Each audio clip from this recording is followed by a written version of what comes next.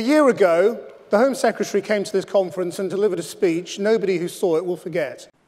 In the last few years, we have seen the Leveson inquiry, the appalling conclusions of the Hillsborough Independent Panel, the death of Ian Tomlinson and the sacking of PC Harwood, the first sacking of a chief constable for gross misconduct in modern times, the investigation of more than 10 senior officers, allegations of rigged recorded crime statistics. Then there is the role of the Federation itself, which, as Sir David Normington said in his review, needs to change from top to bottom.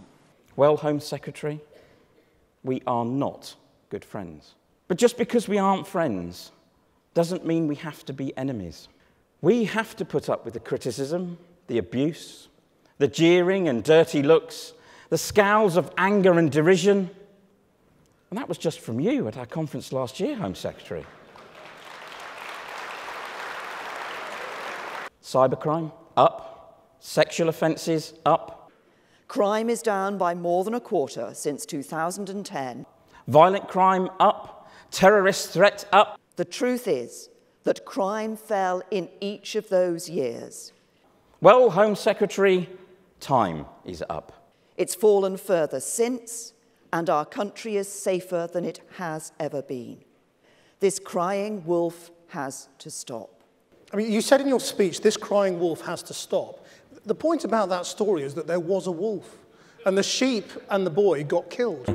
In my speech, I suggested that she might just say that we were crying wolf or scaremongering. It simply isn't true.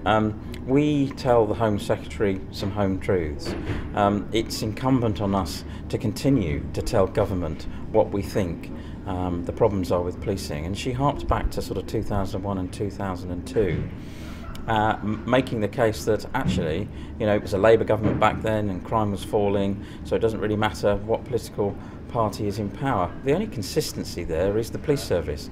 We're consistent, and we're the ones that have worked really hard for the public of this country to try and keep them as safe as possible, despite the pressures that have been brought to bear on us, particularly over the last 5 years. But I say if we want policing in this country to be the best it can be, then we must reform further. Well, one of the things that I've set out, I did in 2010, I've set out again today, in terms of reforming policing, is about restoring to police officers the ability, the freedom to get on with the job that they want to do. We've started that process, but there are a number of things I've announced today that I hope will continue that and help that in the future, such as the review into local targets, the use of targets in policing.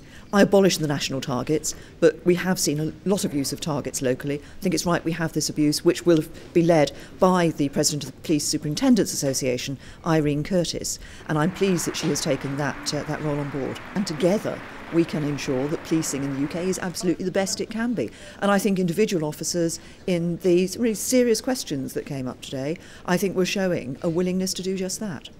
So the choice is yours, and it is clear.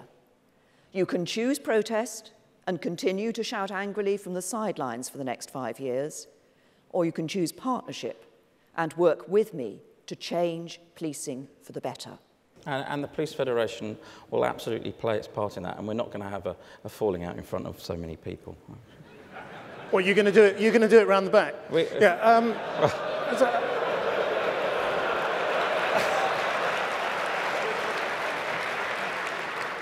Up at the top. He's fired.